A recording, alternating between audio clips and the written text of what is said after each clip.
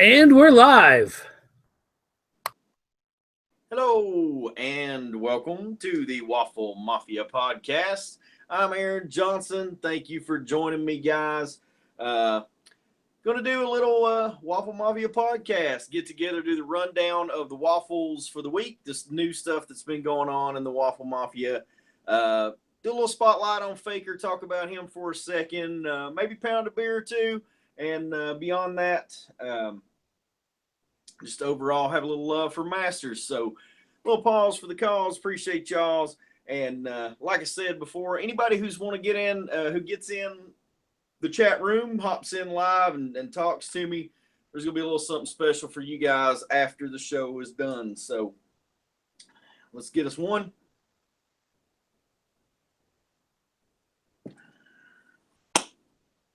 And there we go. Oh, fake Oreo. So, we're going to do a little profiling. We'll talk about Faker here in just a second. But before that, I want to talk about the week in Waffles and how that went this week. So, a little rundown. So, last week on the podcast, we talked about Ram Man. We talked about the differences in Ram Man and all of the different things in the canon about him and how he was and how different he was in different ways. And as we dissected that character, we then, after the podcast, jumped in and did Ram Man Ultimates. Papa Pitchfork won that. So for you guys that are a little slow on the Mafia news this week, there is a hit out on Papa Pitchfork because he has just ate too many damn waffles. So he went down with, he got the big guy there on Wednesday night. Of course, there were some other things that we gave away along the lines of that, and or after the Ram Man, and then that brought us on to Thirsty Thursday. So Thirsty Thursday this week, we jumped out with Hordak and Horde Prime. Did a little promo for that earlier in the week. For you guys that are joining us who are not a part of the Waffle Mafia, so to speak, who are not a part of the groups that make up that group, please come join us. Please come join the Mafia. We'll be glad to have you. That is Lucky Legends is one of the groups. We have the most powerful waffles, and then we also have the Lord of Destruction waffles, followed up by our brother from another mother down at La Will. So if you guys want to check those pages out, really awesome pages. Come see what we do, judge for yourself, play if you want to play, watch if you want to watch, do what you want to do. Hey man, that's what we do. So let's give a little shout out real quick before I run down Thirsty Thursday's pick. To everybody who's in the room right now, I appreciate you guys jumping in with me. I got OLC's in there. Got Joey Boom Boom, Joe Amato. Appreciate you jumping in, bud. Got Dougie Fresh. Mr. Wiley Cat is in the room also. E Daddy is in there. Got Grim Dragon. He's in the room as well. Dagon. And you guys are there, and let's get it on. So Wiley Cat says he can still hear the pause, though. So here it is. Let's get it. Screen blocky? I don't know about that, guys. I don't know what it's doing.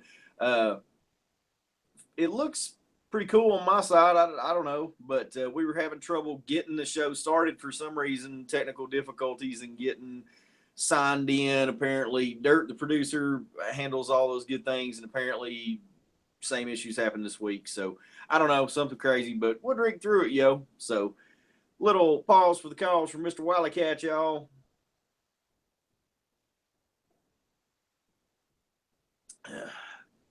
Check that out, man. So sexy. All right. So let's bring it on down. Thirsty Thursday, clown. So what we did, we let out with Hordak that night, and I wanted to do like, we had been following along this father-son kind of thing, and of course we did Daddy-Daughter Night with Evil Lynn and the Faceless One, so I wanted to continue in that trend and kind of do something cool. So we did Hordak and Horde Prime. Now, obviously, that's not father-son kind of thing, but of relation, apparently his uncle, I don't know, so we just have to look at that, or his cousin, maybe, I don't, we explained it. I explained it during the Waffle. I don't recall it now. So either way, Joe will pull me out right here, won't you, Joe? I appreciate that. So we did Hordak, and Artemis Prime picked up Hordak. So Artie Cook, Artemis Prime, he picked that up. Horde Prime was picked up by Obi-Dun Kenobi. So Jason Dunn, that's a shout out to you, son. Got you Obi-Dun Prime there. And did a vintage Hordak also, gave that away. That went to Sam Misha, the Queen of Waffles. Did a magazine cover, number 2 from the original Masters Universe magazine. Gave that away to Wily Cat. And then it happened again. Masters image number 4 went out to Papa Pitchfork. So new name given to Papa P this week, Papa Pitchfork, because the guys are coming for you, man.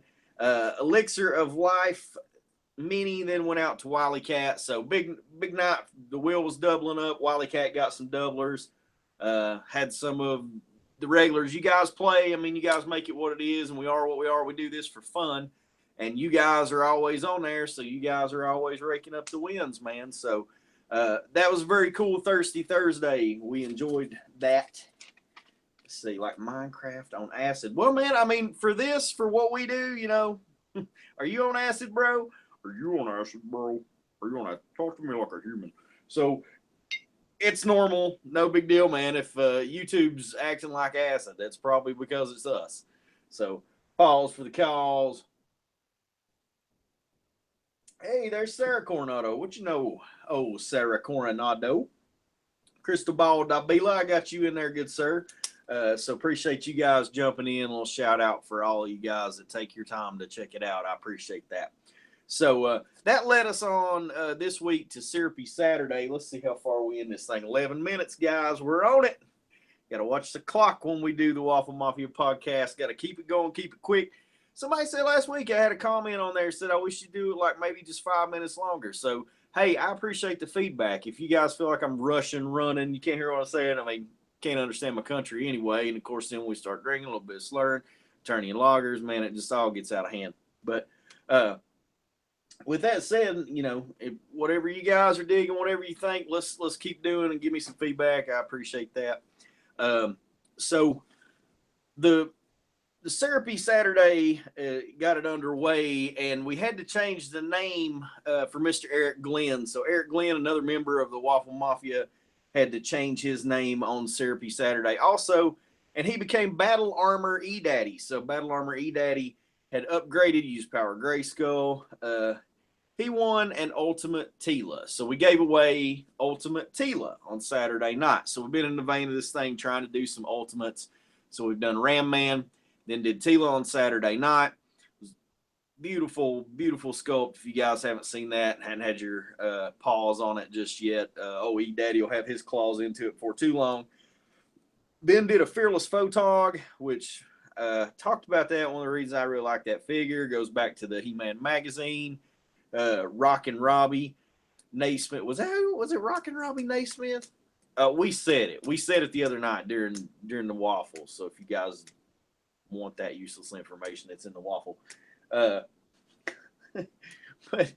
so after that, did magazine cover number 2. Brittany Knaps took that home. Brittany Napier did a Sorceress mini comic, The One Search for Keldor.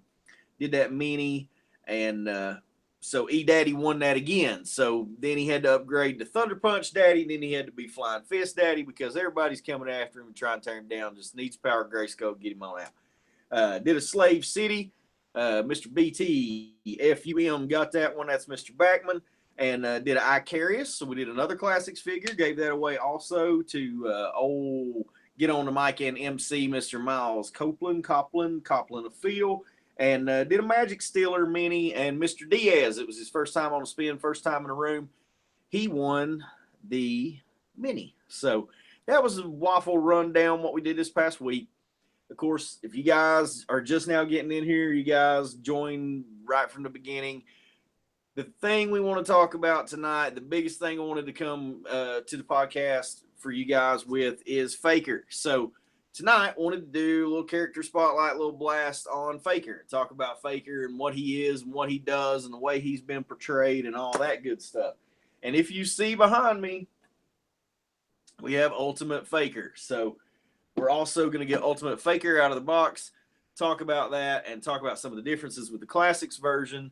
So we are now 14 minutes into this thing. We got started a few minutes late, so I don't know if that counts. Johnson could slow down a little bit. And in order to slow down, what do? Pause for the cause. To me, from you. Appreciate it, guys.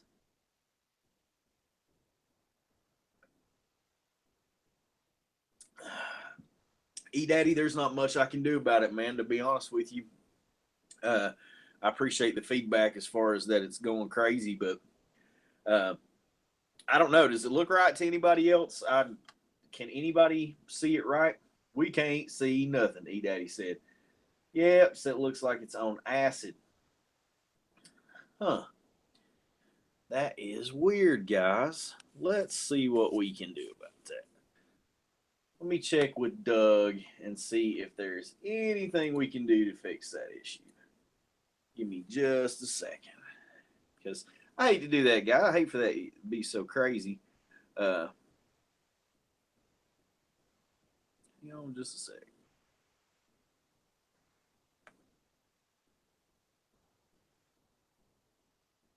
All right, so we sent Dirt a message, let Dirt know what's going on. But we'll keep it rolling, and we'll talk anyway, because at least we'll save the audio from this podcast if the video is not any good. I really hate that because I'm not able to show you guys the things I'd like to share with you as far as what exactly is going on with this figure and that kind of thing. So what we'll do is we'll talk about it anyway, and we'll get through it. So let me pull the live chat back up so I can hear what you guys are saying. So video camo. Yeah, it's all. Yeah, daggone. Don't you trick me into it, man. Don't you get me going with that. So pause for the cause for this video acid, y'all. I didn't know we was going to be doing that. So I pulled up my video feed. I can see it too. So that's kind of crazy that I can see the same crazy things you guys are seeing of myself while it's happening. So that's even stranger. But what we're going to talk about, we're going to get into Faker and talk about Faker and talk about this character and who he is and what he does. So Faker, as most of you know, and the way that he was originally portrayed back in the day, magically created by Skeletor, was created to fool the sorceress, and in the early version, in the Filmation version, Faker, and this was the first depiction of him, because this is actually in '83, so this is Filmation. So the first depiction of him, he actually looked just like He-Man, regular skin color as He-Man, had the white glowing eyes, of course, that set him apart. His inflection and his voice was a little bit different. He didn't have any inflection. He was sort of monotone. But so that Faker was the Filmation version and the way he was presented originally. Once he came into the Motu mini comics, and he only has one mini comic appearance. Once he came into the mini comic, he is portrayed with the blue skin, of course, the orange Skeletor looking harness, scrambled porn. So that's when he was summoned at that point to prevent the breaking of the veil. And that was during the Motu mini comics. And during that showing of Faker, Randor actually chucks a spear directly through Faker's chest and ends up killing him. So a little bit different, obviously, from the way that he's portrayed in Filmation. We didn't get a blue skinned Faker, and of course most folks associate Faker with the blue skin, the orange hair, the orange vest. It's really more, he's accepted that way because that's how everyone knows him. I know that there are some guys who put together maybe a Filmation episode, or they were working on a Filmation episode where they actually have Faker in it, and if they have completed it, I haven't seen it. I know I saw something about it on YouTube. But we never really got him in Filmation in that way. So in the mini comics, it was cool to see him with the orange hair, to see him with the orange harnesses, or the orange harness like Skeletor, and be Faker against He-Man. It does say, and I'm getting this information from the compendium. So if you guys have anybody who doesn't have the compendium, pick that thing up. It's pretty cool. But so the information that's in the compendium, it talks about Faker was meant to have a prominently featured, or to be prominently featured in the Ring of Dreams, a mini comic story that was never released. So they actually were going to give Faker his own mini comic story and feature him and go through, his backstory, and that just never got done. So how cool would that have been to had, a mini comic that was focused on Faker in the way that we saw with a lot of the other characters, where it rolled out and it gave you their backstory, it told you who they were. So, yeah, man, really cool. So let's see. So that's James Eatock and Doosan doing the Faker cartoon. So it's not ready yet, but guys, that is something that's out there. I think there's a little clip or two, maybe I saw some stills of it where Mr. Eatock had shared that. So definitely check that out if you haven't. That's an interesting piece of something to look forward to that has Faker in it. So pause for the calls. Appreciate you jumping in there. Thank you, Dirt. Dirt's letting everybody know. No idea why the image is messed up. She's doing something crazy. I don't really know either. So it's odd. I don't know if. Let me see if there's anything I can do here to make sure that there's nothing else that's using that. Come back to it. Let's see what we got.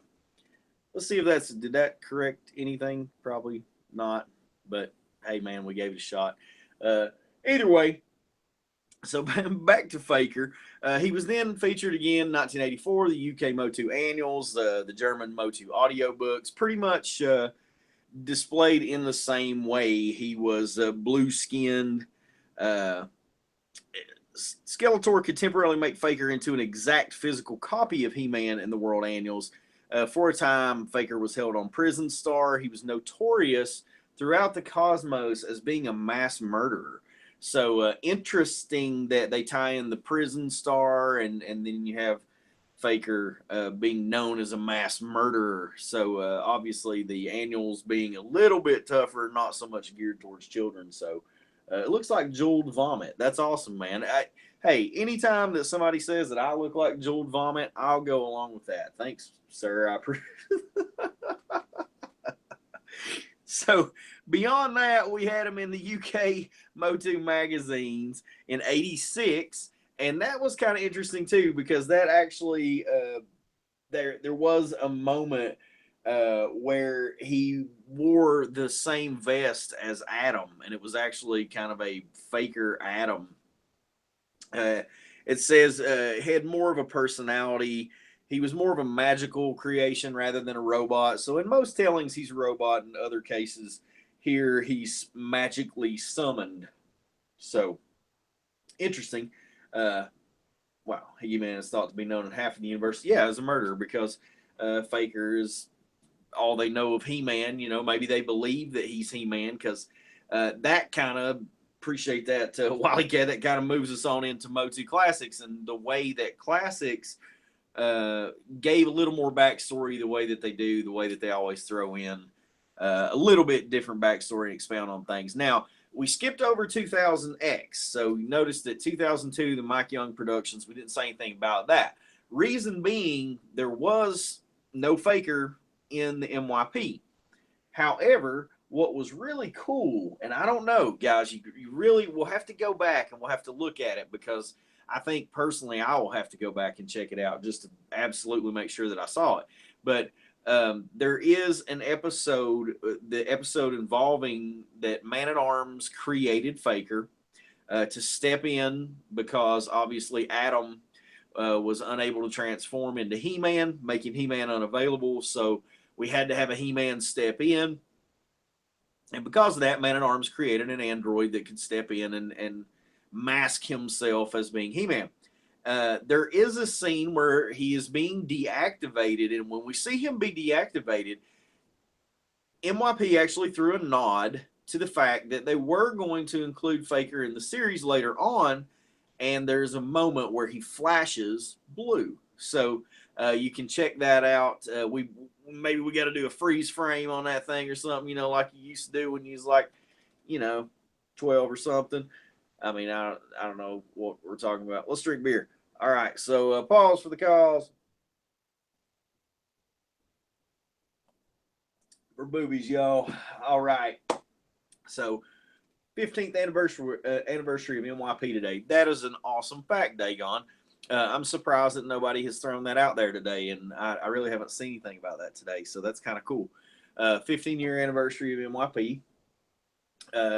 Yeah, so very cool, man. MYP is Mike Young Productions, Wily Cat, or for anybody that's listening that doesn't know who that is Mike Young Productions. That was the production company that created the 2002 He-Man series that we also sometimes call 2000X, which is more associated with Toyline. So moving on, or continuing on with the Classics line and talking about what we had on Classics, it said, and what we were talking about was the fact that he could actually fool some people. He could, and by his name, Faker. Obviously, it's the cool, trendy play on the name, but Faker, he was meant to fake people or fake people into believing that he was He-Man. So, what we saw there was that Faker was damaged in the first battle and abandoned. Triclops salvaged the robot from the Royal Junkyard, reprogrammed it, and gave it blue skin upon Skeletor's orders. Faker was able to trick the inhabitants of Eternia into believing that He-Man was secretly a blue-skinned Gar. So a little bit different spin on things there, where Faker actually was so convincing as being He-Man that he made everybody believe that maybe He-Man had a secret, and he was the one that was hiding things. So little reverse psychology there by Skeletor. It's pretty awesome.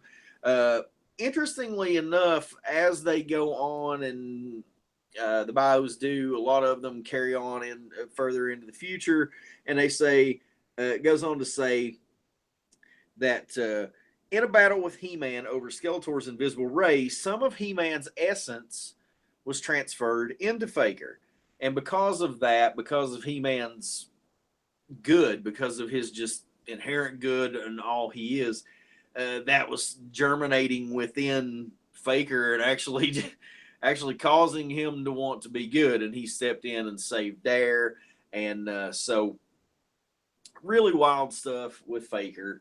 That has honestly favorite figure, Travis Cook. I hear you, brother. That's dude. I feel the same way. Like that has, since I was a kid, that's always been one of my favorite figures. And you know, when we looked at it when we were kids, you know, hey, it was He-Man, but it was a blue He-Man, but he had on Skeletor's harness, and you know, he's got a tape deck in his chest. Man, this is cool. Like, so I always just immediately accepted the character. I thought it was so awesome, and the name made so much sense to me as a child that this guy was faking being He-Man. So, of course, we got him in the Classics version, and you guys can't see my crazy. You can't see my crazy feed. Maybe the top of it up here. So over here we have a little bit of Classics Faker you can check out if you can see the top of the feed. Obviously, we don't know what's going on with it. For you guys that are listening, we're just looking at the Classics version of Faker. So this was the run before that was done by Mattel. Of course, sculpts by Four Horsemen, so same thing there. But interestingly enough, the paint app on this figure is quite different than the Ultimates figure. And I know that I've seen some people addressing some different things about paint apps and talking about how, you know, some things they like, sometimes some things they don't.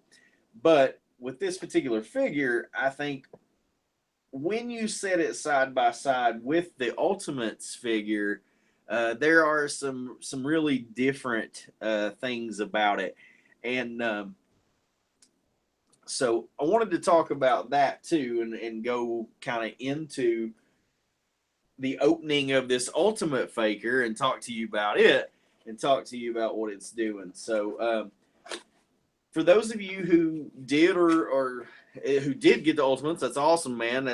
These things are amazing. I really have just been blown away by these figures. They are so beautiful, and yeah, there are a few little production things, little pause for the cause. Watch the NYP version. What's going on?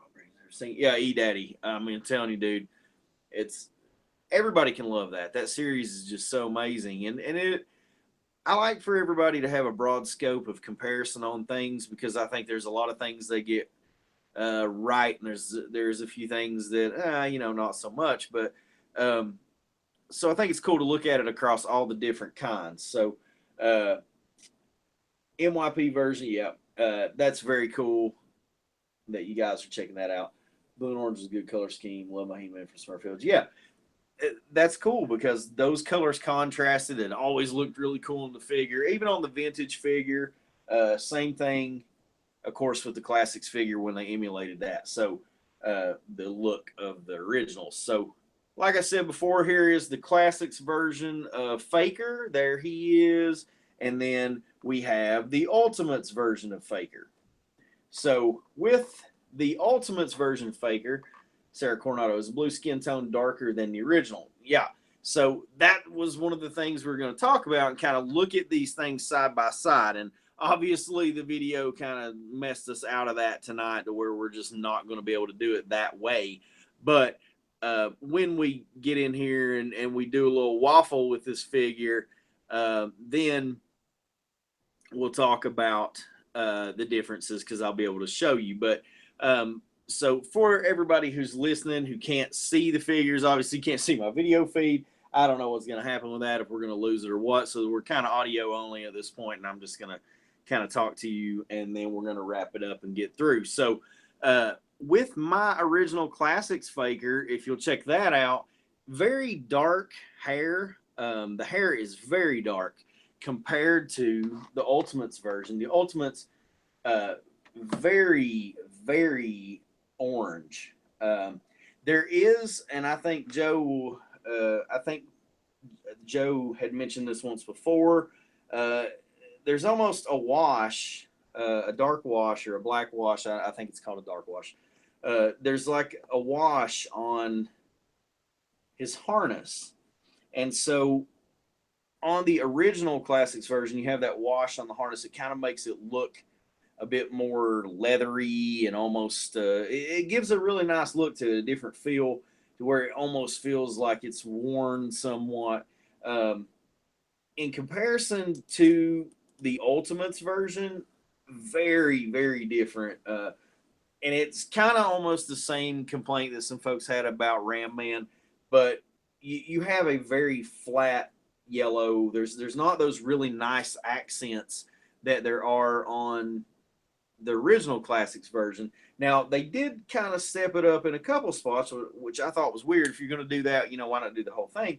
But along the bone trim that goes along the edges of the harness, those are the same sort of metallic looking color that we have on the bone piece in the center of the harness. So kind of interesting there that they threw that accent in, but kind of missed it with the wash. So from the head, neck, shoulders down, the head, you've got a very dark head on the original classics Faker that is, I personally think, looks a little better with the figure. I don't know. But then again, over here on the Ultimates version, your oranges match. So the orange of the harness really matches the orange of the hair. And so that kind of looks nice together too, because the sword matches that. Whereas the harness on the original classics version doesn't quite match the sword or anything there. Body color, when we're talking about the different tones of the body color, I don't see a huge difference, to be honest with you. I really think that they're about the same. The big glaring difference, though, and this was one of the things that I wanted to really touch on. Don't forget the Leo India vintage Faker with a mascara. I wish we had one that looked like that. I wish they'd include that head. I mean, I would take a Leo head in there. But so the huge glaring difference is the bracers. And so the bracers on the original classics version, they're black, but they have this beautiful silver accent all the way around them. So everything is all the highlighted parts there silver, and then the backdrop is black, and it looks really nice. it just looks good on that figure like that. Not to say that the solid black doesn't look as good on the Ultimates one, and it is just solid black, and not to say that it doesn't look good, it definitely does, but it's really just missing that extra pop that silver puts on it. So it's very cool that that's there on the original Classics version. On the Ultimates, I just kind of missed it there, but you know, I'm sure that was done for a certain reason. As far as waist down, everything seems to be about the same there. And then legs about the same. Down to what's interesting about the boots, the color just seems to be on the accenting part or the strap parts that are going around the boots. The color just seems to be way lighter. Uh, very dark on the original Classics version, not so much on this one. But of course, we do have the two extra heads. They have the same orange hair, so the orange hair kind of matches all the way around. But when you set the two side by side, they look very different. As far as, I mean, you can tell they're the same figure, but without, if they had the matching heads, I don't know. But very cool. The Ultimates version, absolutely beautiful. So there that is. Both of them just absolutely amazing. So with that said, guys, I want to bring the podcast to a close. I know obviously we're having some video issues, and I hate that we've had to deal with that. But I appreciate you guys sticking it out with me. Thank you for sitting through it. That's really awesome. And of course, I like to reward you guys when you come out to play with me. So what we're going to do you have the battle damage head that came with the NA Skeletor? I do not, but it is included within this within the Ultimates, so it is in there. So that's kind of cool. So you have the what they have on it is the vintage head, the one that actually came with Ular. That vintage look, or classics head, or classic head, or I can't remember exactly what they call it. I thought it was a vintage head, but you have that one as the head that is actually on Faker. So very interesting setup there. Very cool. So what was the official end of Faker? Or was he still at large? Faker actually at the end, Wily Cat was still, he kind of reverted back to evil. His programming, after he saved Air, his programming kicked back in and he reverted back to evil. The way that it ended up was really odd.